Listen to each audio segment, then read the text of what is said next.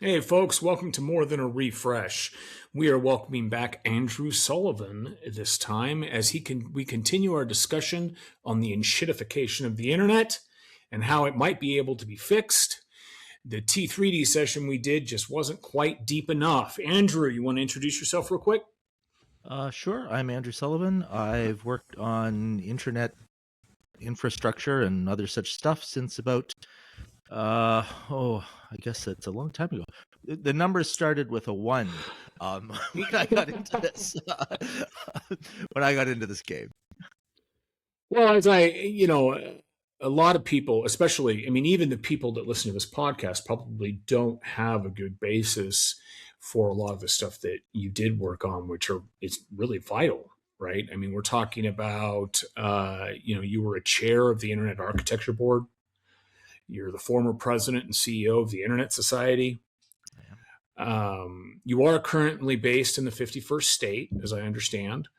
Yeah, well, we like to call it a sovereign country, but A sovereign country. I'm aware that there are differences of opinion about this. Well, now a sovereign country, but you've got until recently had a queen on your money. Yeah, we have a king still. Yeah, you have a king still, but he's the king of Canada.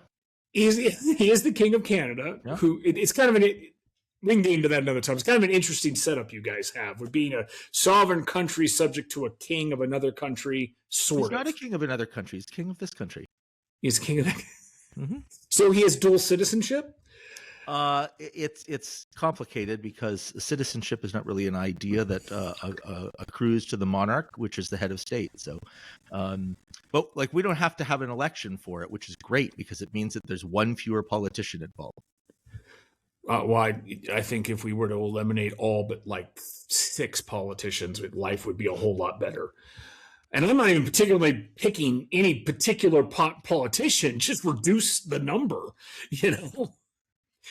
All right, so today we're talking, like I mentioned in the intro, the enshittification of the internet. This is actually something that I've talked to EFF about on this podcast. It's not a term that you use, but it is a term I'm sure you're familiar with. Yep. And really, what we're talking about here is how the internet has fundamentally changed from when you and I got into this game. Yes. And whether that's a good or bad thing and what we need to hopefully fix about it. What would be your biggest, understanding that everybody has their idea of the way it should be? And let's say that idea for you is 12 things. What's the one thing, the hill you're going to die on when it comes to how the internet should be working? Well, I think that the internet needs to remain an open network, that is to say, open standards that are used voluntarily with low barriers to entry. And I actually believe that we are precariously close. It's not just the enshittification of the internet. We are precariously close to losing the internet. We will have something that we still call the internet, but it will not be the internet anymore. And I think we're maybe less than a decade away from that moment. Now, when we say standards, are we talking about social moral standards or technical standards? Technical standards in particular, but they have a social and moral component to them, because the way that the internet works, the internet is almost magical, because it works by a lot of different people without any central coordinator, without any central boss. Everybody does approximately the same thing, and then you get the internet. And if people stop doing that, like it's a little bit like if people stop believing in money, or if people stop believing in democracy. If people stop believing in the open standards that make up the internet, we don't have the internet anymore, and it can happen practically overnight. Well, don't we kind of have that already on not only on a regulatory scale, but also on a private sector scale to a certain degree? While a lot of this is built on some subset of standards. And to give listeners and viewers an idea here, and Andrew's been doing this longer than I have. But I've been doing this since, I was hawking 2400 and 144K ISP lines where you would dial up unlimited $30 a month kind of thing, right? Mm-hmm. And most people are not going to remember those times. A lot of people that watch this weren't even born yet in those times. But while fundamentally, Andrew, like you said, underneath it's still TCP/IP and whatever routing protocol and DNS and things like that. I mean, now we have things like, for good or bad, I have my particular opinion on it. We have something like GDPR, Mm-hmm. which, while intention was good, in my mind, really destroyed usability of the internet, at least of the web. I shouldn't say internet, of the World Wide Web. And then we also have a large number of, if Cloudflare goes down, half the internet doesn't exist. Right. Yes. So aren't we already kind of where you're afraid of being, just on a higher level? I think we are precariously close to that.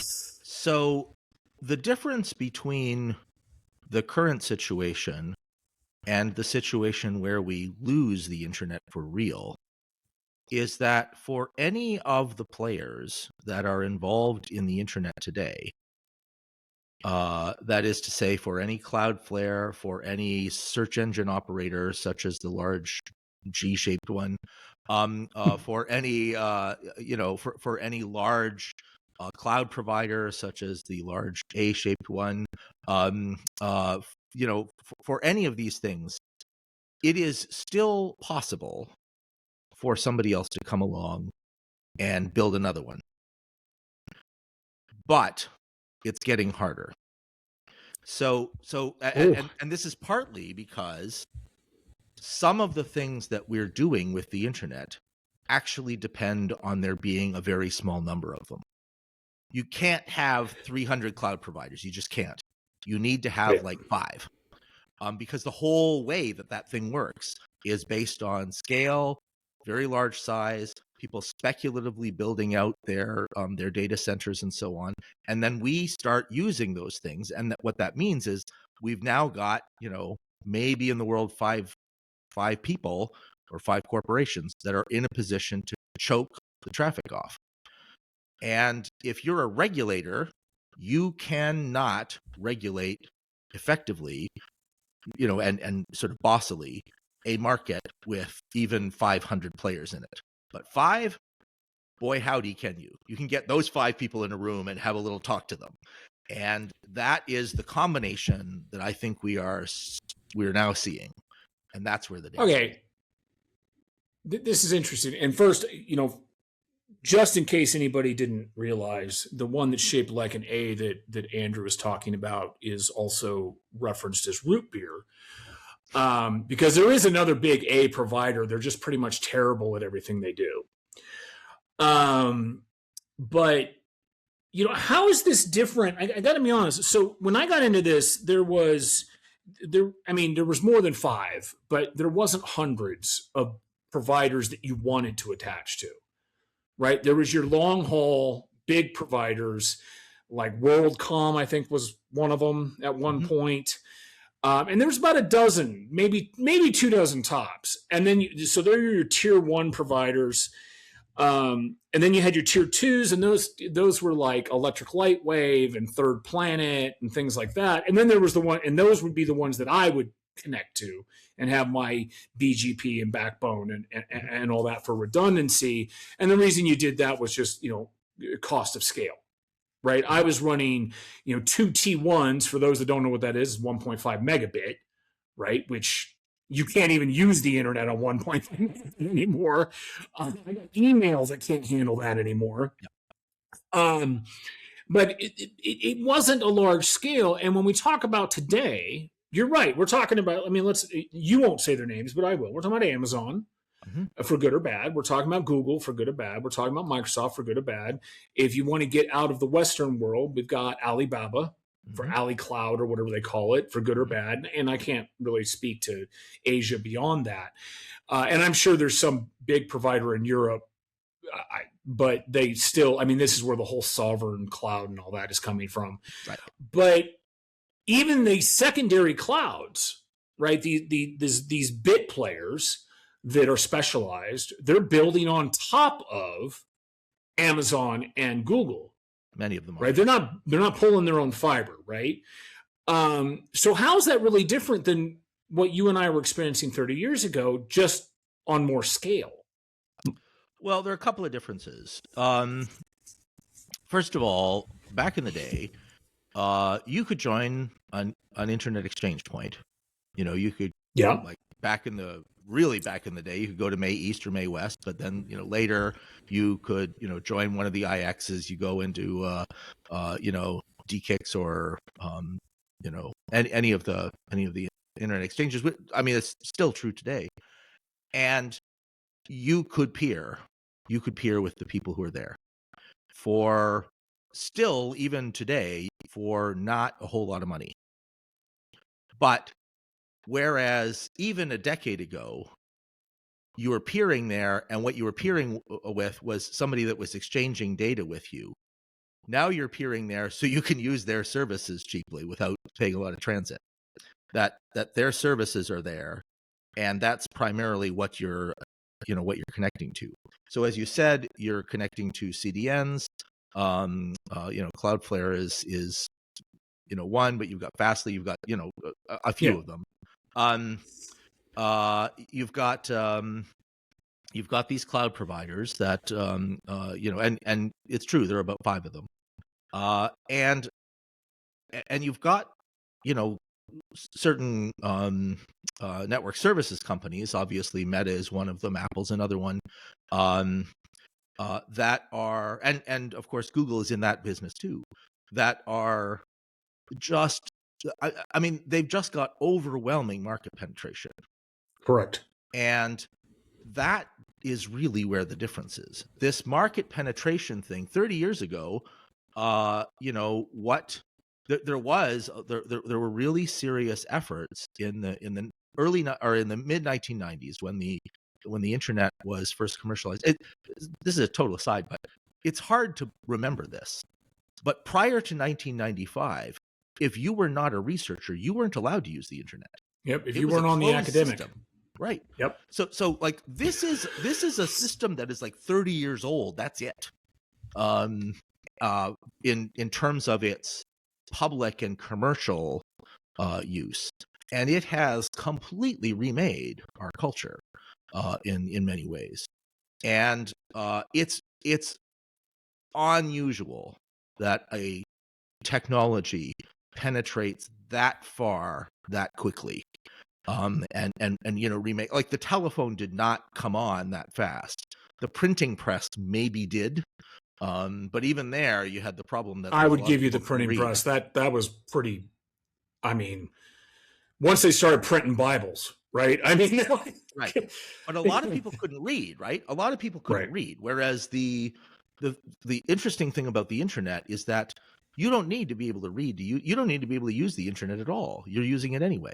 The telephone network has been essentially replaced by the internet, and that was a more than 100-year engineering effort. That was a fine engineering effort, but the interesting thing about it is that sort of circuit switch networks, which is what they were. You got a whole circuit when you made a telephone call. Are inefficient, they're expensive. And the engineering necessary for them was 5 nines in every component, which is why your old, Northern Telephone or Northern Telecom phone could be thrown out of a second floor window and still work when it got to the ground, because it was a 5 nines device and it needed to be that robust. And the internet guys came along and they just replaced it. And we also got into this cheaper is better idea, which is part of the problem, but it's actually an advantage that the internet has, right? We don't make them perfect. We ship 10 and assume that half of them are going to break. And it's okay. I mean, but is it an advantage? And hear me out for a second. Obviously, the ubiquitousness of, I mean, you can have a cell phone right now, and you can have the $1,500 version, which I am privileged to have. But you can also have the $99 version. And realistically, it's slower, but it does basically the same thing. right? So there is definitely an advantage to the cheaper is better. It provides access to folks who may not otherwise have it. But on the other hand, you end up in an environment, and this is a like you went on a side tangent. Here's mine. You end up in this consumerism, which is all waste filled, right? Because there's no value in what you're getting provided with. People, I don't think that people truly anymore understand the. I mean, if you look up the word amazing, what amazing really means, not what people use it as, but what amazing really means. I am recording right now. I am talking to you via space, right? Because I use Starlink. When I remember when the space shuttle exploded. I was in the library, right, and they were showing it to all the kids and all of that. That's how far we've come, right? And in my lifetime, really. I mean, I was born in 73, so in my lifetime. So you're right, but it's tough because I feel like while yes, what you're saying is true, and while yes, what you and I would agree is negative, I think you and I are probably 100% on the same page in terms of where this is going. We're also the people that aren't being served the most, and the people that are being served the most don't care, and for good reason. Well, so I think maybe I agree with you, and I'm not sure that I agree with all of that. So what is true is that the way the internet has developed has meant the rise of sort of cheapness in the way that connectivity works. It's massively cheaper. I mean, when I was growing up, what we're doing right now, first of all, was science fiction. Like doing any kind of video call or anything like that. But also, it was incredibly expensive. Like just to call right down the road was a long distance call where I grew up, and it was expensive. And now I regularly talk to people in Australia and Argentina and Aruba, all of it for free, essentially. It's just not, I don't just think for your anything of it. connection. You just connection, and the connection is like unmetered, right? I've got the connection all the time. I got 3 or 4 of them, and that is an astonishing thing, and it brings us advantages that I think we are. I agree with you about this. We are as a culture simply forgetting these things, because the other thing that I remember, and I know that this is true for other people, people much younger than me, where I grew up was a very isolated life. If you were a weird nerd growing up in a tiny town in southern Ontario, you were targeted. You were a lonely guy, and I know, for instance, of First Nations kids who had that experience because they were growing up on the res and they were alone, and they've got this legacy of abuse and all the rest of it. There are terrible problems with suicide among teenage First Nations youth in Canada. Mm-hmm. And what they did was they built themselves a network led by the youth called We Matter, and they did that using the internet, and in fact using Facebook. I mean, they like really way inside the consumer level of this stuff. But the key thing is that it allowed them to reach out and reach around these things, and this is a quality of the way the network developed that Jonathan Zittrain calls it generative, that you can use it for new things.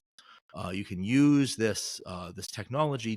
It doesn't have a specific purpose. It has a lot of different purposes, and it's just a general purpose thing, and you can use it for whatever you want. And what we are seeing, and this is the thing that I am concerned about, is this sort of 3-way enclosure. So on the part of the plutocrats who showed up at an inauguration a little under a year ago. There they all lined up, and there they were to kiss the ring, I guess. But what they want, of course, for this is enclosure, just as the nobles in England did back in the day. They want this thing. They want fences on everything, and every one of them is going to get a slice of it, and the rest of us are going to be serfs on the land. So that's what they want. And you've got the palace. You've got the governments. And what they want, of course, is to have a small number of those people, because it is possible to regulate a market of 10, and it's not possible to regulate effectively a market of 10,000. 10,000 people, one of them leaves, and you're out of luck. And that's the interesting problem here. So it's interesting that you bring it up. And I was wondering how we were going to avoid politics, and clearly we're not. That's okay. And because we are on the same page here. You're right. The plutocrats, you're a little bit more, I don't even know the word. I can't think of it right now. But let's just say that you're nicer about it than I am. You take someone like a Zuckerberg. Zuckerberg he's a fucking asshole. Okay. And I don't even care about Facebook, right? Because at least currently today, Facebook is still a choice, right? At least today. Even though we had Facebook before Zuckerberg was born, right? He didn't do anything all that novel. We had CompuServe, we had BBSs, and we had AOL, and we, all that stuff, Prodigy and Delphi and all this stuff. The reason I think Zuckerberg is such an asshole is what he's doing to Hawaii, right? He's got his 1,000 acres or whatever, and he's building a bunker. And the one thing I will give him, and as well as a lot of the other plutocrats, is that although you may not like them, it's very smart to look at what they're doing. And what they're doing is they are establishing themselves as you said, the noble class, who will survive when the serfs are starving. Okay. And while I am not a serf, I would be what's considered, the trades class or the merchant class, right? I am not the majority, right? The majority are the 60% who are not the merchant class or above. And a lot of people like to ignore this. They're like, but the internet does all these great things. Yes, it does. No question. But humans do a lot of really bad things. And the reason, to your point, the plutocrats lined up for one very simple reason. The current king of the world, no matter what anybody says, the current king of the world must be worshipped or he goes on a tirade. And he has the largest military under his finger. Mm-hmm. Largest military exponentially. By far, you can take all the other militaries and you still lose, right? So you got to kiss the ring. And I think by kissing the ring, certain good things can happen. The problem is that I don't think all of these plutocrats are evil. I think they all have a same basic goal, which is to be above. I don't think they're all Zuckerberg. I actually do think there's a little bit of evil in Zuckerberg. I think that Bezos, for example, is a good example. I think he just doesn't really know what to do with all this money. Right? I'm not saying he's a bad person. I'm not saying he's a good person. I think that's very subjective, right? Because he's certainly done, or even Elon Musk is another good example, right? He's done a lot of bad, but again, I'm on Starlink right now. And Starlink has done a lot of good for a lot of people. So it is very much a mixed bag. But I want to step back for a minute because we can get into the morality and the societal changes, and we could probably talk for hours until you and I are both crying and wishing for scotch. But you said something that I think is important for the listeners. You said peering, and how you could do it relatively cheap. And how, and I want to and correct me if I describe anything wrong, but the way this works and the way this was really advantageous at the time, it's not so much any, I mean, it is advantageous, but not as much as it was that if you connected to one of these exchanges, other people would pay for your traffic, and you would pay for other people's traffic. It was very similar to the interstate system, right? Where resources are being shared to pass your traffic along. Yes, I might put it slightly differently, that you can think of the exchange as a kind of common good in which everybody looks at this and says, it is cheaper and easier to just take the traffic as though everybody is basically sending and receiving approximately the same amount, respectively, and just shake hands and exchange the traffic and stop worrying about it. Don't meter it.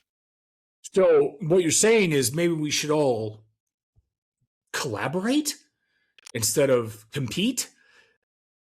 The internet is this is sort of the miracle that I was talking about earlier, that it's not just you collaborate without any boss. Several years ago, I was involved in the so-called IANA transition, in which we got the United States government out of a particular clerical function that they didn't need to be involved in. And there were a lot of people on Capitol Hill who did not understand and did not like that this was happening, but they really did not understand that they didn't have the power they thought they did. They thought that this was something that they could interfere in. But the truth of the matter is, if the United States government had actually tried to interfere in that, what would have happened is everybody would have stopped using that service and would have just built a different one, gone around it. That's the way the internet has worked. And what's interesting about this is that it creates this positive feedback loop in which you and the people that you're trying to exchange traffic with, or you're trying to interoperate with, have an incentive to contribute to one another's success, because the result is more valuable than something that either one of you could build. Nobody can build the internet themselves, the internet that we have. And that the reason for that is because it reaches almost everything. And the reason it reaches almost everything is because it's always in somebody's interest to add one more node, because the value of the network goes up at a greater value, of the total network goes up at a greater slope than the incremental value for any individual participant. Right? It's related, depending on whom you believe, like it's related to the square of the number of people who are participating in the network, or maybe it's something not quite the square. But like the idea is basically that the value of the network goes up in some power relationship with respect to the number of participants in it. And what that means is that every incremental participant in a network adds more to the, that addition of that person adds more, or that node adds more to the value of the total network than any one person is getting out of it. And so the network itself gets more valuable. But then people, then what happens is people come along, capitalists come along, and they look at that and they go, well, I think it'd be good if I owned that. And the problem is that the people who want to own they're not wrong from their perspective. They're not wrong, except that if they do own it, that will kill it. The interesting thing about this is that if somebody owns that, it kills the very thing that makes the value. Okay, so back in the day, that's how we know we're getting old. Back in the day, when I was still consulting, I was in, I don't even remember where. I was actually in like a US West office, which doesn't even exist anymore, right? They were a telco. Mm-hmm. And I was working on their Sun Microsystems. They had a good old fashioned X Windows network running on 10 megabit or something like that, And old guy, probably older than you, frankly, at the time, he was talking about how there was a time, and this is before AT&T got, not when I was doing this, but when he was talking about it was before AT&T got broken up. Mm-hmm. And he's like, there was a time where when we were AT&T, it didn't matter if you were 5 feet from me or 50 miles from me, I had to provide the service for the same amount of money. Yep. Okay. Now, there were a great many good things that have happened, and frankly, I would argue that the internet happened partially because AT&T was broken up. Right, partially. There was and when I say internet, I'm not talking about the academic internet. I'm talking about the commercialization internet, right?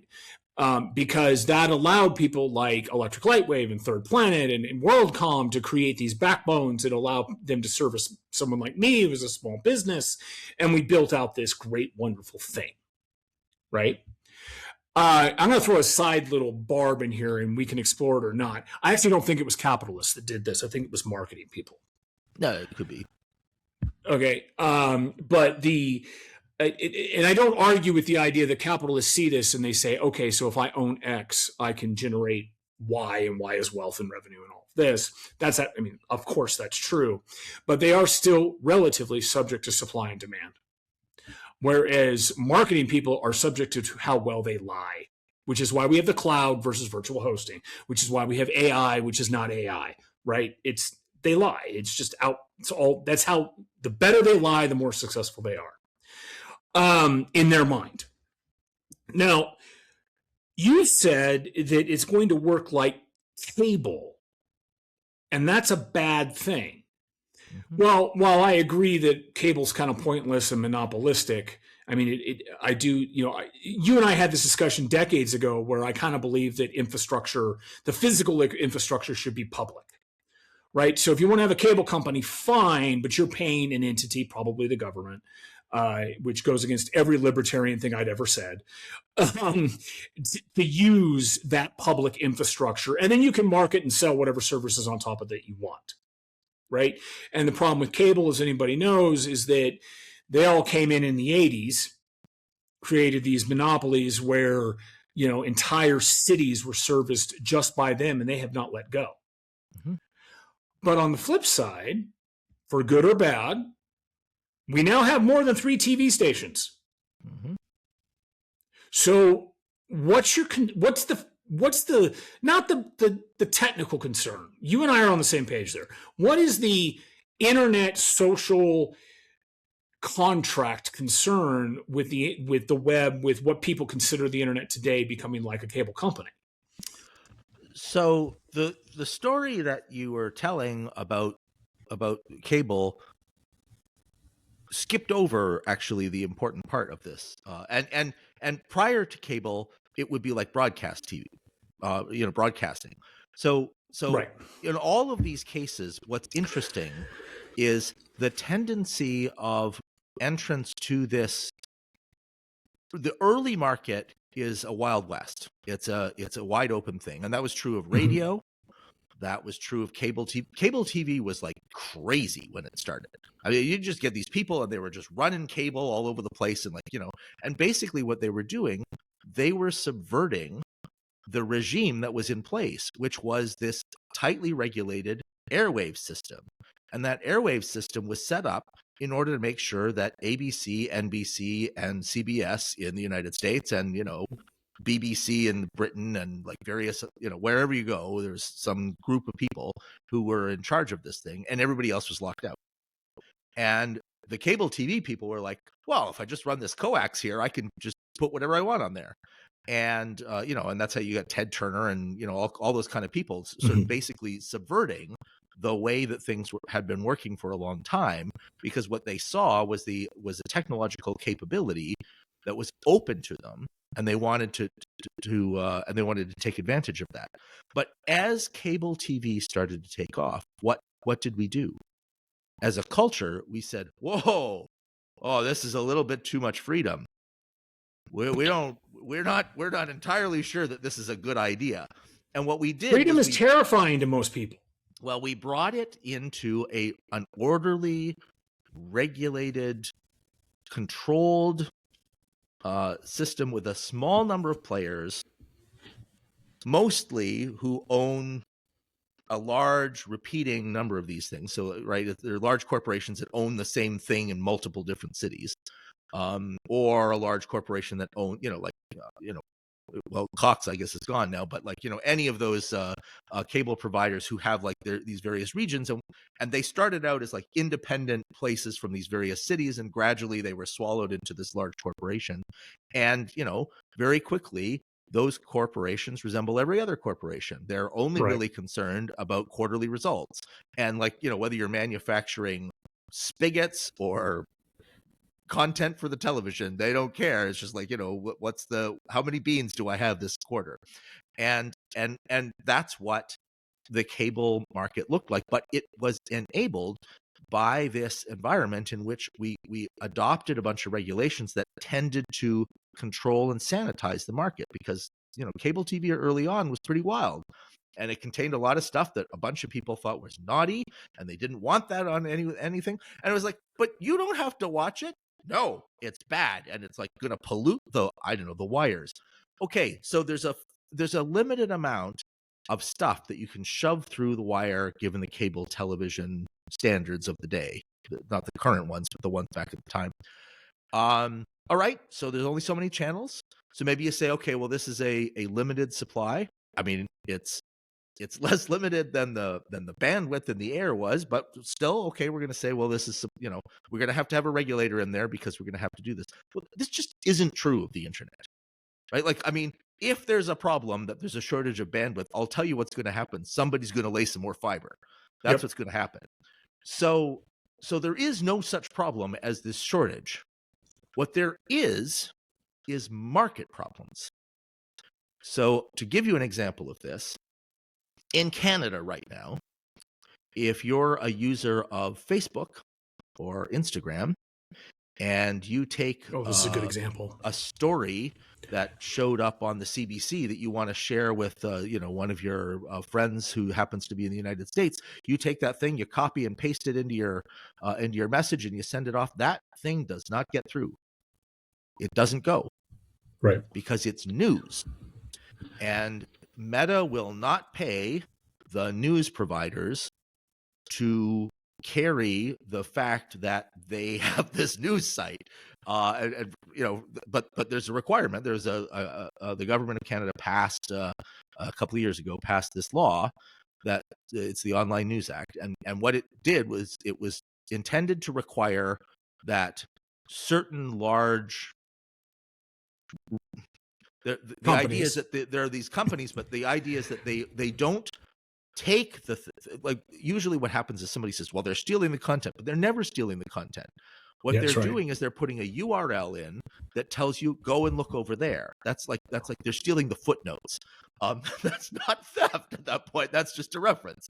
And what you get is this reference, but the problem is they're references to media sites, and those media sites used to be supported by advertising. And because the newspapers didn't notice that the internet was coming somehow, Google and Meta stole their lunch, and like 85 or 90% of the advertising market in Canada is controlled by those two companies. So and there's nothing left for papers. There's an interesting problem here. And I'm aware of this. And I actually disagree with the way that Canada handled it. It's really, frankly, totalitarian. Because it doesn't work. That's my it's a solution to a problem that doesn't actually exist, right? It's Google fought this decades ago, right? When they did Google News and all that. And one of the things, for good or bad, one of the things I like about Google is they don't give you the full story. They're like, no, please go to the news site, right, and view it there. So Google stayed true to we are a portal for the information versus the source of the information. And you're right, it doesn't work. And the reality is, we hold on to these and I do it too. It's why I'm off grid. We hold on to these grandiose ideas that the old ways are better. And and frankly, people are lazy, so they don't want to adapt. And so you end up in the downside to that is you end up with legislation that actually adversely affects the market versus helps the market, because legislators do not understand this stuff. They barely understand how to tie their own shoes. I mean, they're really not that smart except for whatever they graduated in, right? And none of it's real world because they were in academia their entire fucking life and then they went into politics, right? So regardless of that, so you've got that problem and an unwillingness to adapt. And I'm sure in Canada there's been some, but we've had some people adapt rather well. New York Times, Wall Street Journal, Bloomberg, in the States. But they had to go through a period of growth. Like the New York Times is finally realizing, no, if you end up putting out stories that are bold-faced lies, people will eventually call you out on it. And now the New York Times is saying, I'm sorry, maybe we'll be adults now. And they're doing better, right? And, the Wall Street Journal has their own level of that, but I mean, they're driven by something different, right? So their readership expects a certain level of connection because they're largely a financial, they're not only financial, but that's why you read the Wall Street Journal, right? Social commentary plus where do I put my money? But so is your example, are you basically what you're saying is we're going to end up in an environment where one, because the government is wholly inefficient, so to be efficient, they will use a sledgehammer instead of a carving knife, right? That's where that's number one. And then number two, we end up in an environment where we're only talking about a dozen players worldwide that anybody actually uses. So there's a great book. I'm going to have a block on the author's name. Anyway, the name of the book is Seeing Like a State. And the observation in this is that there is a kind of legibility to any kind of social circumstance, and that legibility, that your ability to understand it and look at an environment and sort of understand it, is in some ways local knowledge. It's vernacular knowledge very frequently that is part of the local knowledge of people who live there.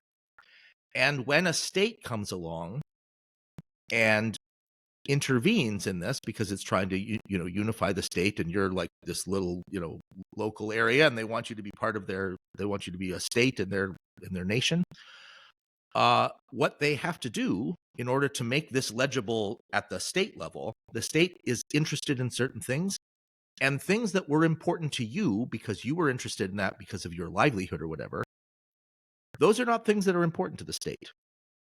What is important to the state is, can I collect the taxes on this? Or, can I get the military in here? Or like there's 4 or 5 things that are important to it.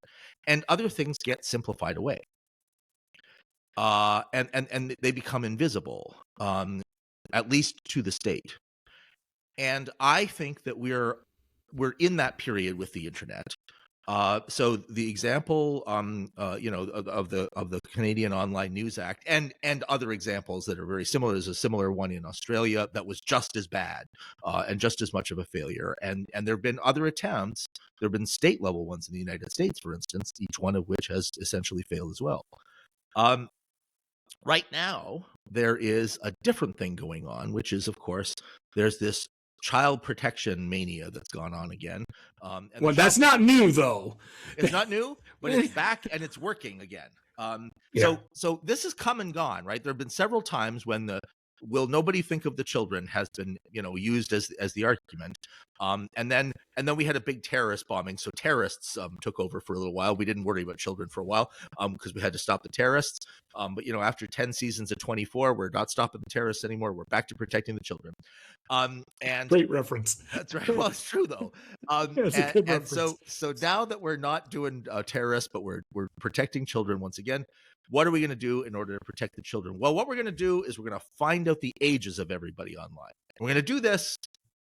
There's like magic beans are going to come, and AI. We're going to AI it up. That's going to be very important to AI it. So we're talking about the Australia Act right now, right? Well, this isn't so much the Australia Act, but of course in the United States there are state level. Yeah, the anti-porn stuff. These things.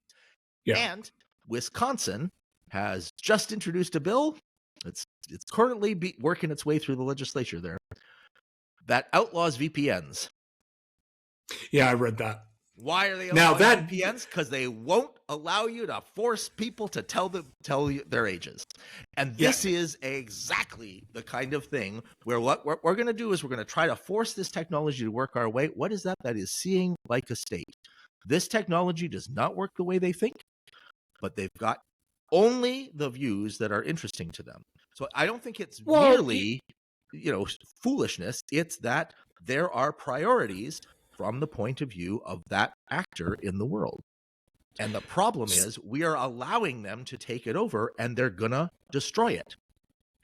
Okay, so this goes back to my point of politicians really not knowing what they're doing. Because they can outlaw VPNs, it won't make a fucking difference. People are still going to use VPNs. I'll just download it from the Cayman Islands, right? It just doesn't matter. I can actually solve the age verification process. The problem is no one will implement it because no one would vote for it because it would require adults being adults.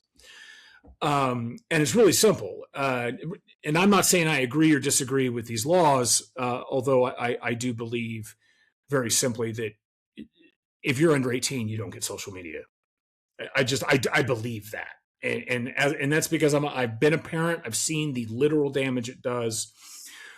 But beyond that, and people say, well, how do you enforce that? Well, it's actually pretty simple. Legally, a child cannot enter into a contract unless it's with an internet company until they're 18, which means in order for them to get internet or social media access, the parent has to be willing to sign up for liability as a contract for that. Parents aren't going to do that because either A, they're too lazy, B, too dumb to understand the contract, or C, the more reality point, you know what, go outside and play. I got work to do. Right? So that's how I would solve that. Now, that being said, you have a very good point, because what we're going to end up with is, and when we talk about a state, we're not talking about like Washington State necessarily. We're talking about a government, right? The state. Right. And the problem that we run into, it's funny, in this is, I'm only going to speak to the states here. Okay. In the states, you've got your Bible thumpers. Okay. And your Bible thumpers are largely the anti-porn lobby, which I understand. And, frankly, I don't care what you do as an adult, but we certainly do want to limit that to children. You can't eliminate it, right? So to say, we're going to eliminate it, that means you're stupid. It's impossible. If you're on the internet, you've seen porn, period. And then you have the moral good. Okay. And some people would say, well, isn't that the religious right? No. Okay. Those are the Bible thumpers. Your moral good are the Democrats that say, we know how to take care of you. I'm not saying those are all. I don't want to lump them all into that because I don't think that's fair.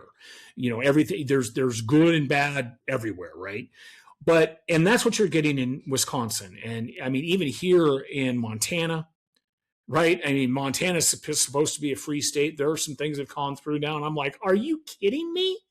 Right? You can't enforce this. And the problem is the people that are quote unquote above me that I pay taxes to literally have no idea what they're doing. So the solution, of course, is what? Lobbying, which you and I are never going to be good at, although you would be a lot better at it than I would. Right? So yes, I think there is some of that, but I think prior to getting to that point, there is this additional thing that I've left sort of mostly latent, but I'm going to make it now explicit. There is a kind of confluence of interests here on the part of the people who see like a state, that is the government people who are like, I want to control this thing, and the people who are the enclosure people, the people who are the sort of new nobles of the age who want to own all of it. There is a confluence of interest there, because if you want to see like a state, knowing that you've only got to deal with between 5 and 10 of these important things, and then there's some others, but they're in the noise. That is a very powerful. It's a very powerful frame in which to see all of this, and so you can see the regulations are coming along. Like one of the interesting consequences, actually, of the Online News Act is that all of the money from this thing, which is nowhere near enough money to solve this problem in Canada, but all of the money is essentially going to like 3 or 4 very large media companies. Mm-hmm. And what was happening, of course, was that those things which were dying, they're dinosaurs that are just dying off. They're being replaced, actually, or they were being replaced in a relatively dynamic market by small, hyper-local and hyper-focused little outlets with 1 or 2 staff who were sort of trying to do it on their own. They were focused on just a little thing. They're not going to try to do everything in the world. They're going to do this thing. And what's interesting, of course, is that those people were really dependent, especially on Facebook, as one of the ways to drive traffic towards them. Mm-hmm. And that's gone now. That was turned off by this legislation. And so the result, of course, is that this new bubbling market of all of these independent outlets is suddenly turned back into the old familiar one, in which the regulator can sit down with the 4 or 5 important, and the politicians can sit down with the 4 or 5 important news organizations and smoke cigars, drink whiskey. We're back into the convenient and comfortable way of particular Canadian capitalism, which has always been like 4 companies in a suit. Right. I think that this is a pattern that we're seeing. We're seeing it in Europe. We certainly see it in Russia. We see it like crazy in China, of course, like it's practically the way the place runs. And we are seeing it, of course, in the United States. That was what that was showing at the inauguration. Though these are the ones who are going to count. And so I think that what we have to do to try to take this back, if we're going to save the internet, if we humans are going to save the internet, because it's the only thing, it's the only way out of this. That's the other thing that I haven't mentioned to point this out yet. But the only way we have to get ourselves out of a social organization in which everything is controlled by 4 or 5 people, 4 or 5 very large corporations, is the internet. It's the only way we got left, because it's an open exchange system. It is an open protocol system. Not going to argue with anything that you said, but I want to give us I feel like we've entered the territory of idealism. And it's not that idealism is bad.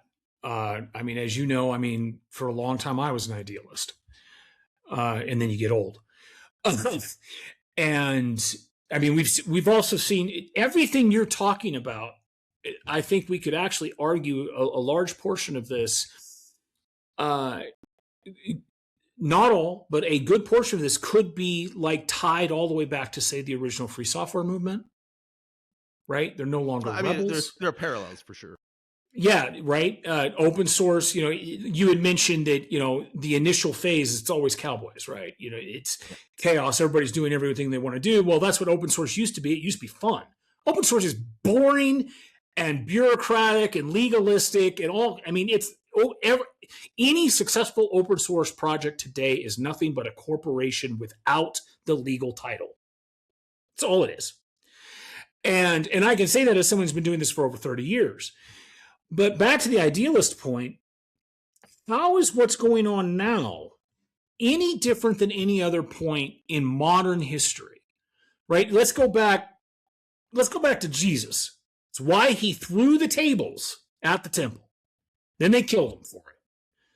Right? Then the Catholic Church comes along a couple hundred years later, decides that we need some uniformity. So they create their doctrine. A couple hundred years after that, we get Islam. Well, guess what? The top, 400, 500 families, the richest families in Europe, are the same richest families that have been in Europe for 600 years. Mm-hmm. It's never changed. So in some ways, what's going on now is a shift of the monarchy or a shift of the nobles, right? We're not answering to, I don't know, the Rutherfords or the Rothschilds or whatever their name is. We're not, whoever the guy was that did all the railroad stuff, the railroad barons, right? We're not answering to them.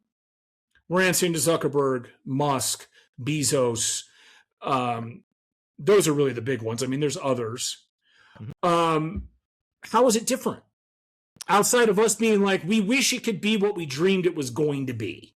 Well, that isn't the point that I'm trying to make. The point that I'm trying to make is that due to this sort of confluence of interests, we're going to lose the only technology that we've had in a very long time that puts the power in your hands, in my hands, in everybody's hands.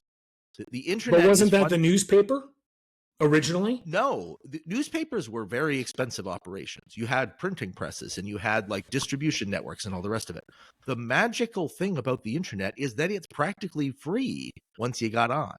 Like there's the incremental costs of doing a more difficult thing on the internet until you get to like hyperscaler.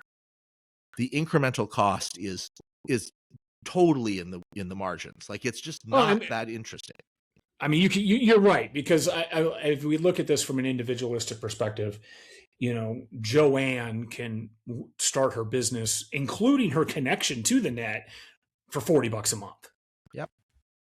Right. So from that perspective, I can see your point. But in terms of, so the concern, of course, well, if you look at it from a capitalist perspective, is the concern of supply and demand. There's a high demand, and we're going to end up in an environment where the supply is artificially constrained because we have a limited number of players.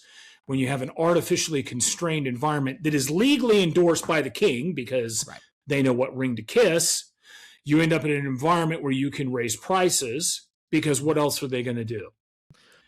Well, the other thing they're going to do, of course, is control speech.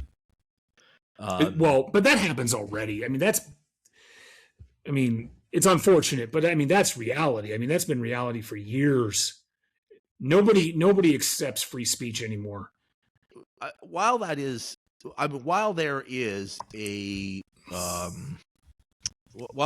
a turning against a sort of laissez-faire approach to speech, and I come from a country, for instance, where there are hate speech laws, and there have been forever. Mm-hmm. Sure. So I'm not a First Amendment absolutist the way that some people are, but what is the case is that in the network today, it is still possible for you to connect to somebody else without the interference and blessing of another party. That is, it's still permissionless. You can make connections without getting anyone's permission once you've got a connection. Now, there is a way to stop you from having that, and that is to kick you off the network. But once you're attached to the network, it's all permissionless all the way down. Yeah, the deplatforming. But okay, that so will not be true if you have to go through a platform all the time. No, you're absolutely right. I mean, in the States nowadays, it's terrible. I mean, because you can say something that is literally scientifically true, and you're a racist, right? It's terrible. But I mean, you can also be president and deny what was like literally recorded. Yeah, but the difference there is, people chose to be blinded by that, sure. And really, what's scary about that is that's how bad the other candidate was. Right? Trump didn't win; he didn't lose. Right? That's how bad When your entire whole party is like, oh my God, what did we do? And you got someone like me who never votes a party line. I vote who makes sense, right? And I wouldn't go anywhere near her. And I did not vote for Trump, but I would not go anywhere near her. That's how bad that candidate was. All of her 107 days. But more so, the states have become a situation where, and I can't speak, I know that Canada has its own issues, right? But where critical thinking is no longer relevant. Mm-hmm. It's I feel this way, therefore. And the problem with that is that emotions are triggered by generations of trauma. And so you never know. Depending on how you wake up, you can be angry or happy, sure, and snap at your spouse, right? And that's what emotions are throughout the day. So if you can't critically think your way through something, and if you can't reference science, if you can't reference practical history, you end up in an environment where the king is a moron. Yeah. The king is a king by accident. And it's really unfortunate. But then you have really smart people who know better, right? These guys aren't dumb. They know better. People are like, oh, Musk is an idiot. No, he is not. He is playing his exact audience the way he needs to play it to keep his power. Zuckerberg does the same thing. Bezos to a certain degree, although Bezos isn't quite as public, at least in my experience. They're all doing the same thing. And then you have the people that aren't even really involved anymore, but they are, like our dear friend, Mr. Gates. Right? So if the internet is the last great, well, it's a weapon, really. It's a weapon of the people. Okay? How do we convince people that this weapon is sacred? Because in this day and age, it's to the point, well, okay, to all my Bible thumping friends, of which I have many because I'm in Montana. What are you going to do when the government says you're not allowed to read the Bible anymore and they erase it because they control the internet through the plutocrats? Right? Yes. So I think that this point is exactly the thing that I'm hoping people will start to, that people will awaken to this before it is too late. We're and I was joking before we started recording, but we're in that to a certain extent using the technology that we are right now because the web is supposed to be open and all the rest of it. But it turns out that there is one engine that drives almost all of the browsers, and that one is made by Google. And what happens, of course, is that gradually you go from an interoperable set of open standards to a standard that is made by a company, and it works best for them. And very quickly you're into the world. This was the approach that Microsoft back in the 90s was trying to do, right? That's what it says. Like that used to be Internet Explorer, That's right? And it was of course what IBM did in the back in the day, where they were trying. I mean, there was a very big push during the ARPANET days to get IBM standards. This is what the OSI stuff. Every one of the networking companies was trying to push to make sure that their stuff ended up the standard because they had the patent on it. This is not a new phenomenon by any means, but we just happen to be lucky that the internet's design depends on that openness in a way that most technologies do not. And if we give it up, this is the reason that I say we're going to lose the internet. I mean, we'll still have a thing we call the internet, but it won't work like that. So you said, every example you just gave, there's one component that changed the market. Because, I mean, no matter what, we're going to have to deal with the market, right? Yep. That's how people eat, whether they like it or not. Mm-hmm. Every single phase of our life, of our generations, at some point there was an upstart that upended or removed the previous. Easiest example for everyone listening, there was once a great company called Blockbuster, and here came Netflix.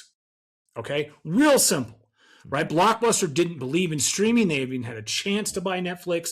They didn't believe in the mail protocol of Netflix where you could just get your DVDs or Blu-rays or whatever it was. They decided, no, you're not going to be worth it. Boom. There's, I think, one Blockbuster left in the entire United States. It's on the Oregon coast, I believe. Might be the Washington coast. I was actually in Oregon. I was the youngest manager of in a Blockbuster ever. So I'm actually intimately familiar with the stupidity of this corporation. But that's a very simple example. In this world, we had AOL, Prodigy, Delphi, CompuServe. Mm-hmm. Now those are all gone, and we have Facebook, we have LinkedIn, we have X, formerly Twitter, we have the upstart Blue Sky, which will never be anything, unfortunately. And then we have the Rogue, which is Mastodon, which is where all of our plebs will hang out. We need something in the market to come up and remember what that scary thing called freedom is. If we want to save the internet, we have to get people to be courageous about that scary thing called freedom. So happily, literally this week, Mike Masnick and a bunch of other people of that ilk have come out with a manifesto. Remember, he is the person who was the protocols, not platforms, a few years ago, and essentially the argument here is, look, we need to build those things. That's the kind of positive vision that we need to chase, and I'm very happy to see that they're pushing this, and they're essentially saying, look, governments, regulators, you should embrace this. Because I want to pick up on something that you were just saying. You know, you were talking about, Blockbuster and Netflix and Prodigy and all those ones, and the internet came along and replaced them. But there's another story there, because the internet came along and replaced something else as well. The internet was the outgrowth of the ARPANET project, which was a U.S. government project. It was not just a U.S. government project; it was a Department of Defense project. It was correct. The Defense Advanced Research Projects Agency. ARPA stands for Advanced Research Projects Agency. And for those who don't know, ARPA was set up by Eisenhower back in the day, basically because he didn't trust the Pentagon, and so he wanted an agency that he could interfere. I can't imagine why. But otherwise, what was going to happen, he felt, was that the different branches were going to lie to him in different ways, and he was never going to know what the real truth was. So he wanted a new agency to do that. And I'm vastly oversimplifying there, but that's sort of a cartoon version. And ARPANET was actually, like, people talk about, it was for, to prevent, to survive nuclear war. No. It was there to save money. The goal of this was to save money, because the ARPA or DARPA, depending on which year it was, they had a D on the beginning. They were buying these computers, which, remember, in those days, very expensive, for all these different universities. And what they thought was, the guy who was behind this thought, well, if I had a network, then I could buy one computer and let all the researchers at different schools use the one computer. So that was the idea. That was the real thing the ARPANET was supposed to do. And while this was happening, there was this effort, the OSI, Open Systems Interconnect, which was this standards one. This was the real grown-ups with real process, and they had like a treaty. It was a treaty organization. It was under the ISO, the International Standards Organization. Countries go with their official signs or whatever it is they do to vote, and it's all based on voting and all the rest of it. And all of that was the thing that everyone was supposed to be committed to. The United States was committed to this. It was a treaty organization. The United States had a commitment to this, and in fact, that's what gossip was. And one day there was a meeting. I've spoken to the people who were there, but I was not there. There was a meeting in DC, and the military came in, and it was talking about how they were going to implement this thing and all the rest of it. And OSI had turned into this giant bureaucratic, and it was very hard to implement and all the rest. But it was theoretically complete, right? But the Department of Defense, they had Bill Joy. He'd written the TCP/IP stack for Unix, right? And so they got this rough and ready thing that is working, and they've got a network. It's shipping. They're running it. And apparently, I think he was a colonel who was in this meeting, sort of listened to everybody, and he said, "Well, that's all very interesting, but we've got the internet, and that's what we're going to implement." And he got up and left. and that is the moment at which the internet won. The internet beat OSI, and it beat it because it was rough and ready, and it worked well enough. And so when I see, Masnick and his friends putting out this manifesto saying that's the kind of thing we need, what are they asking for? They're asking for things that are good enough for us. And so what I hope that people will do is reach out for these kinds of things and start demanding things that are good enough for them, not good enough for your favorite, GAFA, GABA, whoever, large corporation that wants you to be their product. No. Run things because they're good for you. So, I've talked to you about, I've got this other podcast that I have with Justin Rioch, and we finally named it. It's called The Podcast at the End of the World. And we're planning on having you on as a guest for the record. 42 minutes every time, right? Yeah, 42 minutes with commercials. No, and it's interesting because we've gotten into this. We've started, we kind of drifted a bit from our original theme, and we've gotten into things like, poverty, solving that problem, and not solving poverty, because that will always exist. Anybody that says that it won't, obviously, has never studied history. But it's about providing doorways for those who can and are willing to move up out of it. But one of the things that I brought up, and it kind of stopped the conversation for just a moment, for a breath, was that what you're asking for is not self-preservation, because you can get 7 billion people to agree on self-preservation. What you're asking for is privilege. And you can't get 5 people to agree on privilege. Because for me personally, I am literally right now, if the internet went down tomorrow, my actual hardship would be, how do I get my money? That would be it. Now, that's not insignificant. Okay, let's be clear. I'm not saying that's not insignificant, but that would be my literal hardship. And I think that when you further that, in that people in the States, the average person can barely run a cash register. We have people going into Stanford that don't know their times tables. They got to teach them remedial math. Now, I would argue that they don't need to know trigonometry or algebra 2, but business math is valuable, and you can see that based on our debt load. And the reason is that it's not in the best interest of those that are above that, for in their minds. I'm not saying that this is literally true. In their subjective viewpoint, it is not in the best interests for, let's call it, the 55% and below to be smart enough to do what you're asking. And that's what it's going to take. Because in our world, and I'm not trying to be arrogant, but let's say we're in the 10%. Okay, we're in the 10%. Well, our 10% can't agree on 3 things except for it's broken. We'll all agree it's broken, but we're not going to agree on how to get it fixed. And I even agree with you that you're right. Do what's good or right for you, and what most people, at least in the States, think that is good and right for them is a handout so they don't have to work. Right? And I'm not talking about welfare. Anyone listening, that's not what I'm actually talking about. I'm talking about we take the path of least resistance. And the least resistance is not working for an open internet. It's whatever Netflix wants to feed me so I can convince my partner to have sex with me so I can have a midnight snack and go to bed. That is the world we have created. It is. It's also the case, of course, that the standards nerds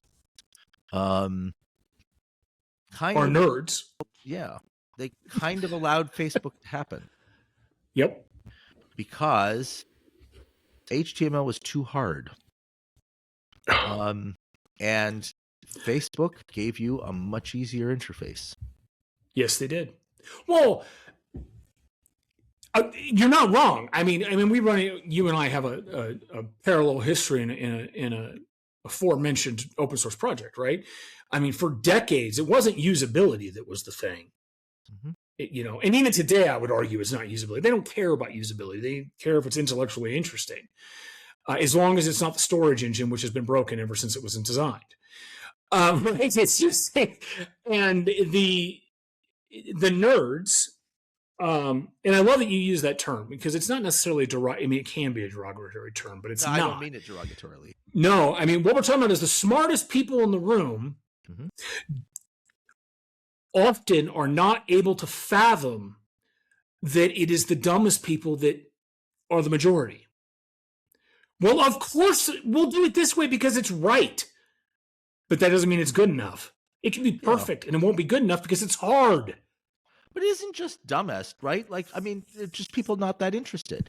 Like car people are this And that's way. true. Like they look at like, oh well, you don't know how to change your oil. No, I like people often don't care about changing their oil. Go no. That's right. Like other things to do. No, I run into this because, as you know, I have a school bus that I converted into an RV, and I travel around and stuff like that. And if you're in that world, everyone tells you you need to know how to do this and this and this and these 8 things. Now, I'm smart enough to know that. I'm also privileged enough to have the tow service. If I break, I call the tow service. I'm not dealing with it. Right? Because it so no, you're right. Side of the road in the rain, you just don't want to work on it. No, I do not. And I had that happen. I had my serpentine belt tear up into a billion pieces in the middle of nowhere, Arizona. Yeah. And I actually had people like, well, why didn't you replace it? And I said, I did. That's why I have a tow service. Right? Exactly. Tow service came in and got me. Well, that's $1,000. No, it's not. That's why it's a service. It's like AAA, but it's called CoachNet.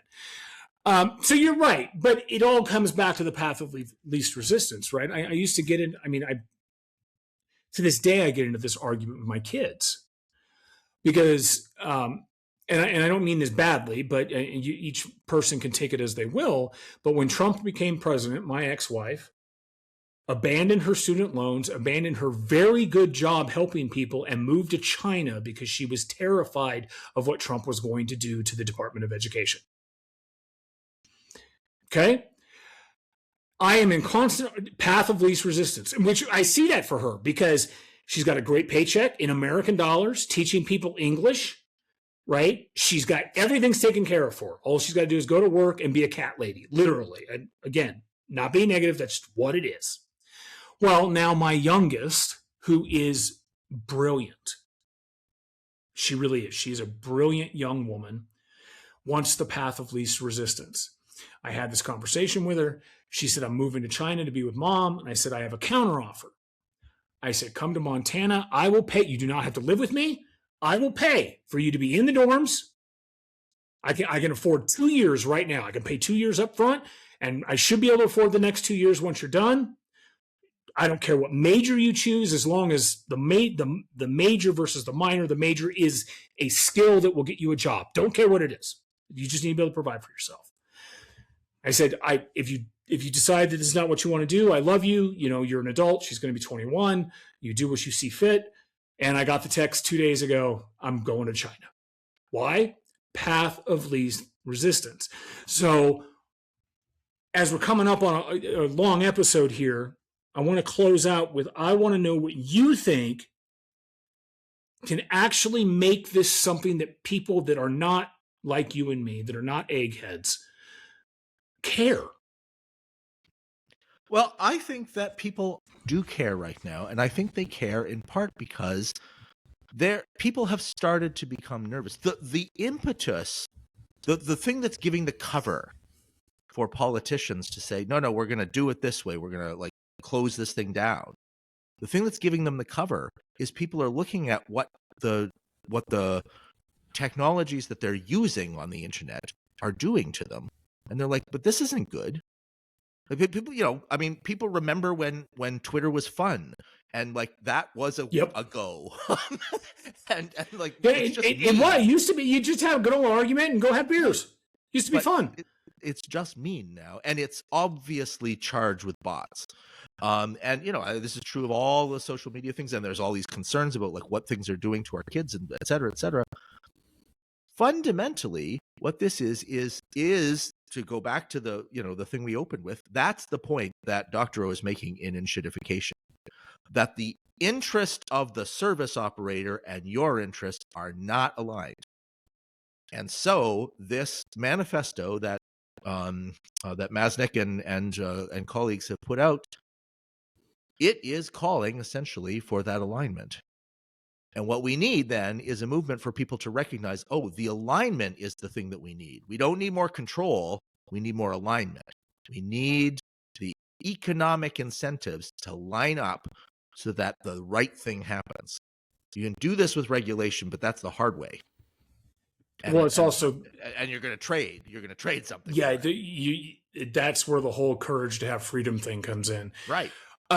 So if I were to, I'm going to say back what you just said to me, Mm-hmm. which is what I hear. What I hear is your pocketbook. Yeah. Don't use Facebook. Don't use X. Don't use LinkedIn.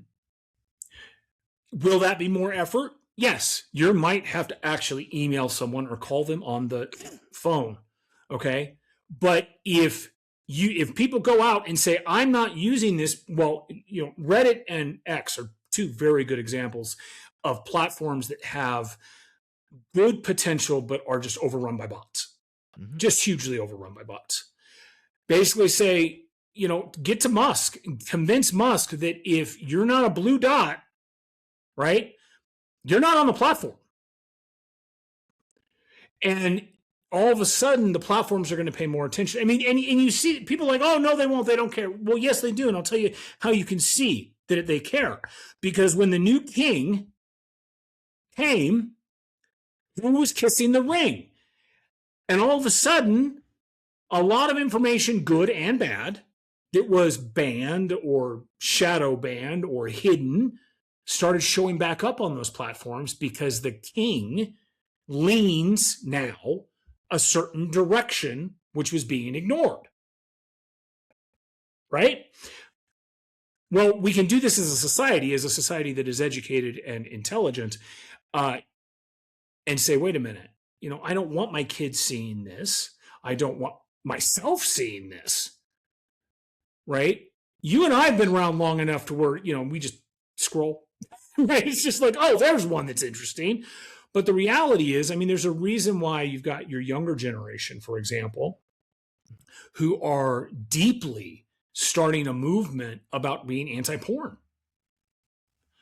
Right? And I'm not talking about, Gen Z. It's the one below. It's the younger, it's my kids' generation, right? Where they're in their early 20s and they're like, whoa, right? It used to be, it was something you found in your dad's like workshop in a magazine, right? Now it's ridiculous. Of course, we could get into the discussion. Of course, it's that ridiculousness that is allowing us to have this actual podcast, because they were the ones that engineered the ability to have decent video. But again, what I'm saying is your pocketbook. It's really the only power that the consumer has is their pocketbook.